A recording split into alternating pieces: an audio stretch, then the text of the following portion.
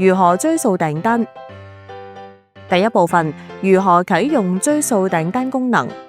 打開 CMS， 點擊訂單，點擊設定。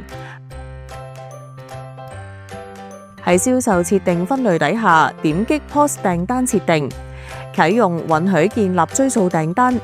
喺輸入框填寫最多可追溯天數，點擊下方儲存保存設定。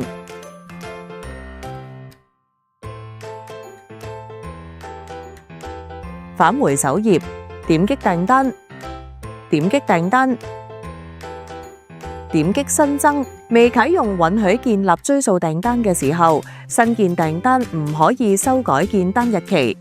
建單日期會預設等同建立訂單當日。啟用允許建立追溯訂單之後，新建訂單可以修改建單日期，可揀選嘅最早日期同設定好嘅最多可追溯天數一致。例如最多可追溯天數設為7，就最多可以設定7日之前嘅建單日期。第二部分，如何通過 Excel 建立追溯訂單？點擊由 Excel 創建，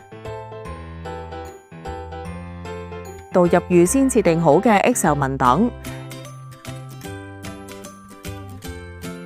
點擊右側編輯按鈕進入編輯頁面，點擊上面修改訂單，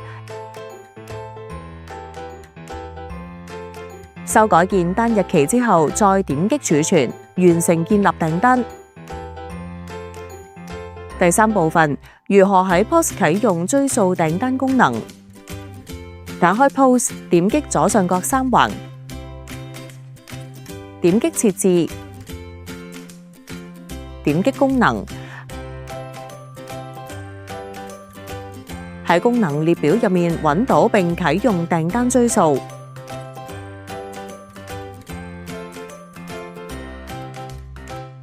功能啟用之後，返去 POS 主頁，頁面左下方會顯示日期欄，日期預設等同當日日期，點擊就可以修改日期。注意，開啟訂單追溯功能之後，所有新建訂單都會係追溯訂單。完成建立追溯訂單之後，需要手動打開設置，功能頁面關閉訂單追溯，並重新整理頁面，先可以正常開立普通訂單。